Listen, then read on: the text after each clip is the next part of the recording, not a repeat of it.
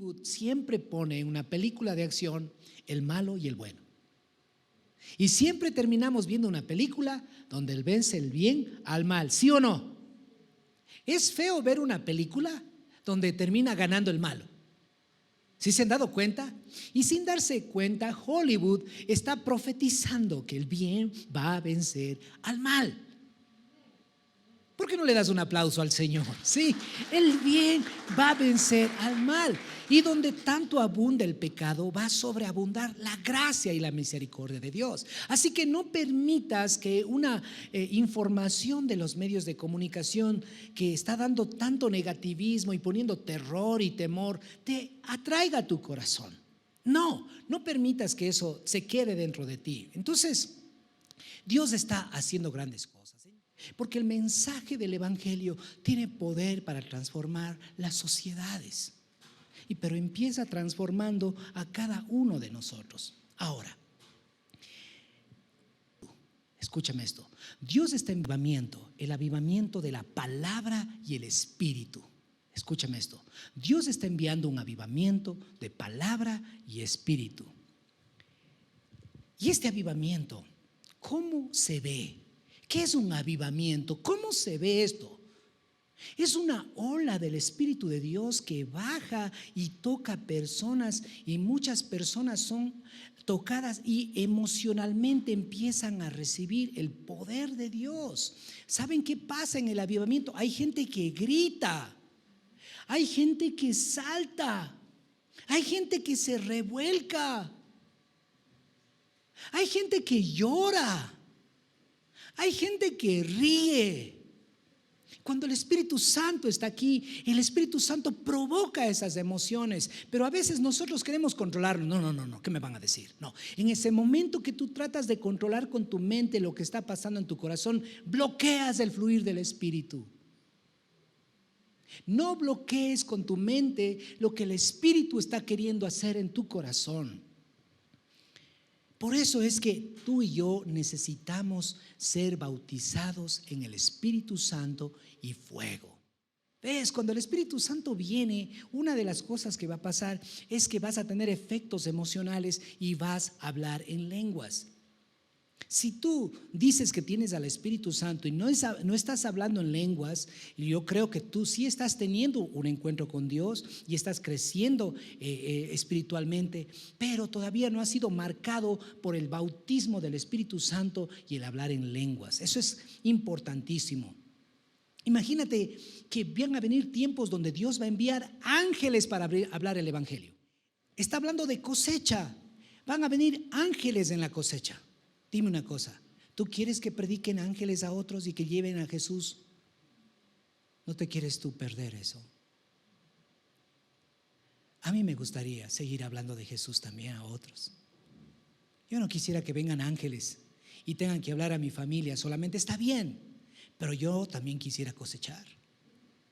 ¿Cuántos quieren llevar a Jesús a otras personas? Eso se llama cosechar. Entonces tú tienes un deber que llevar el evangelio del reino a estas personas. Y en Hechos 1, en el 5, anda conmigo a Hechos capítulo 1, en el verso 5.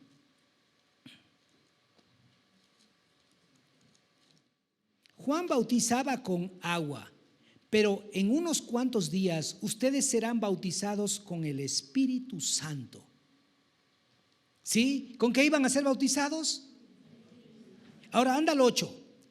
Pero recibirán poder cuando el Espíritu Santo descienda sobre ustedes, y serán mis testigos y hablarán a la gente acerca de mí en todas partes, en Jerusalén, por Judea, en Samaria y hasta lugares más lejanos de la tierra, como Cuenca, como el Oriente, como Azogues, como Yunguilla, como Santa Isabel, como Guayaquil, como Quito.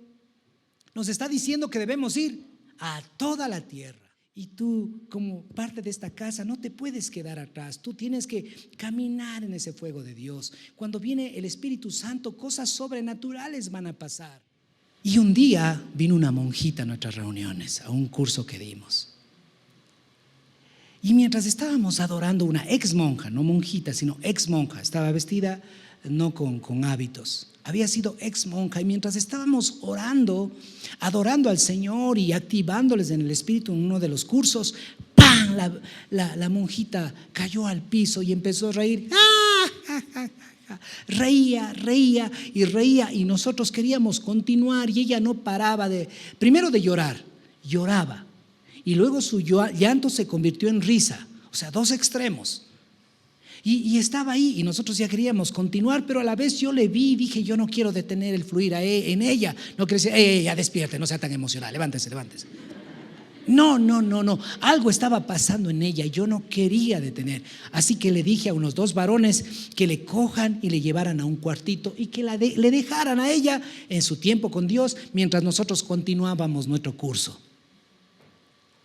En ese proceso ella seguía, seguía. 45 minutos duró el curso y terminamos, y ella salió así como borracha. Y yo dije: yo tengo que preguntarle qué pasó, porque de ley aquí hay algún escéptico que dice: ¿qué escándalo es ese? Ay, ¿qué es eso? Eso no es de Dios. Siempre va a haber alguien. Entonces yo tenía que preguntar qué pasó en ella. Y la monjita dijo esto: que mientras estuvimos adorando, Dios le mostró una imagen a los 17 años, cuando ella tuvo un novio y que este novio le engañó. Y que desde ahí ella se enojó con los hombres y dijo: yo de ahora en adelante me dedico a los hábitos. Y Dios me mostró esa vez, y yo he servido a Dios como una monja amargada.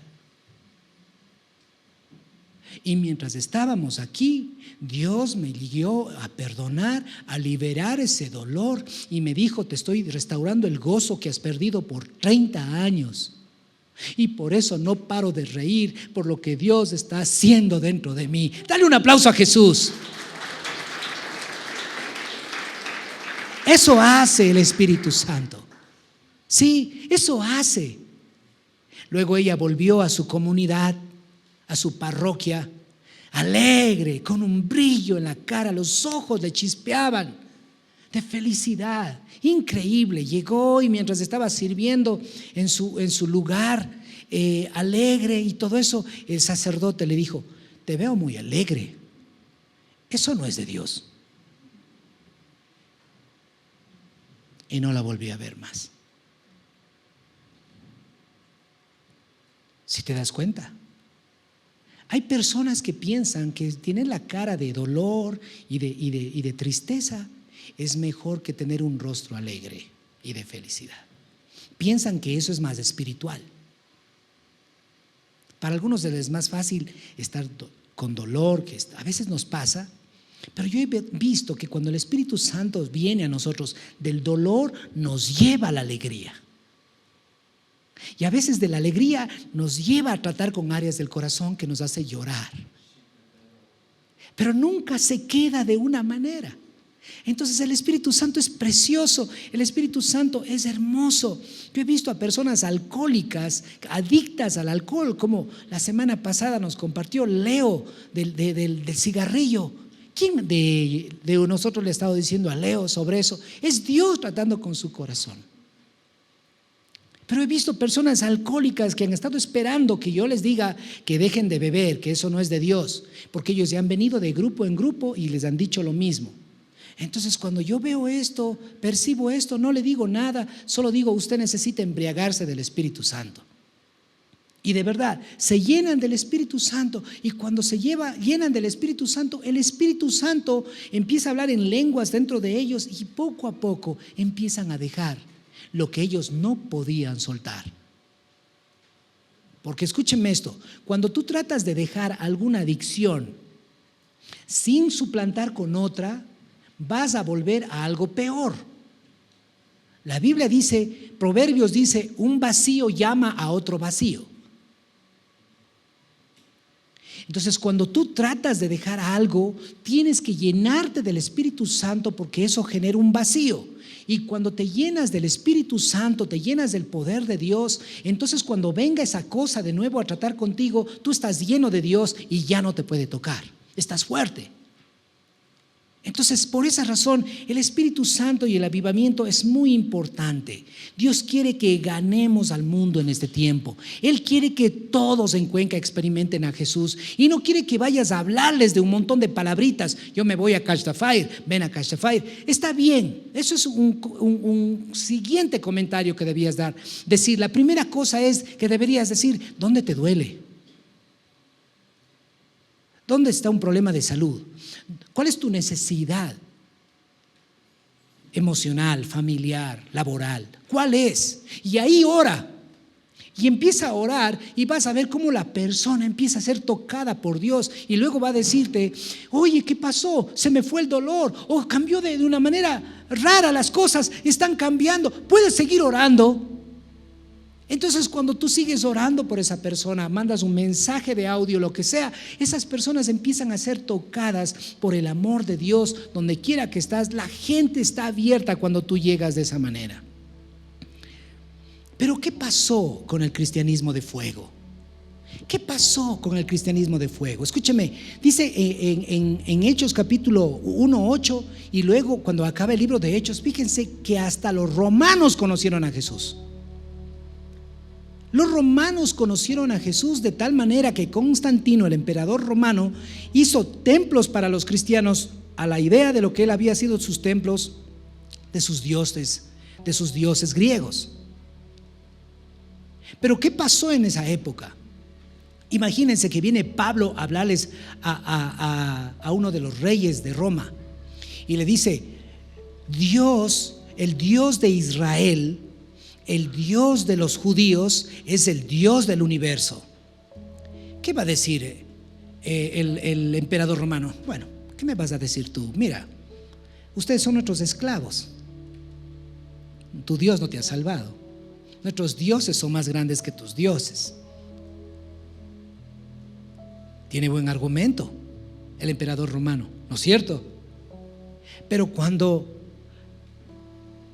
Pablo seguía a lo mejor hablando con ellos y le decía, Dios permitió que eso pasara con Israel, porque Israel se alejó de los caminos de Dios y Dios les ha usado a ustedes, los romanos, para que vengan a Dios. Pero eso no fue así desde el comienzo, y de tal manera que los emperadores romanos conocieron a Jesús y todo el imperio romano conoció a Jesús. En otras palabras, después de 200 años de que se fue Jesús, todo su mundo fue cambiado. Pero aquí viene el problema. En el año 300 se relajaron. ¿Qué pasó con el relajamiento? Primero, escúcheme, perdieron la revelación del amor del Padre. Perdieron la revelación del amor del Padre en el proceso. Luego perdieron el poder del Espíritu Santo. Ya se volvieron estructuras religiosas y ya no había poder de Dios, sino solamente una estructura. Luego perdieron el respeto por la palabra de Dios. Ya no tenían respeto a la palabra de Dios. Ya el año 800, el año 1000, ya no se leía la palabra de Dios, sino los dogmas que decía la religión. Luego, ¿qué pasó? Perdieron la revelación de que Jesús es nuestro Salvador. Perdieron esa revelación y luego pensaron que la iglesia es la que se salva. Para el año 1500, el mundo que había empezado en fuego empezó poco a poco a apagarse y a llevar un poco de cosas y dogmas. Por eso es que ustedes tienen que estar claros cómo es que pasó en el año 1500. Viene Lutero y restaura la revelación que la salvación no es por medio de la iglesia, sino por medio de Jesús.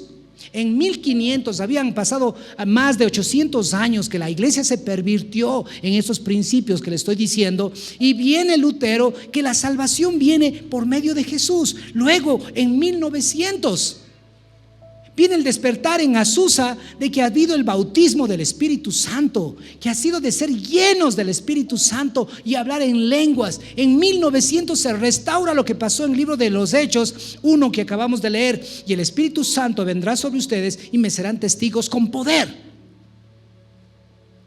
Fue restaurado en 1900.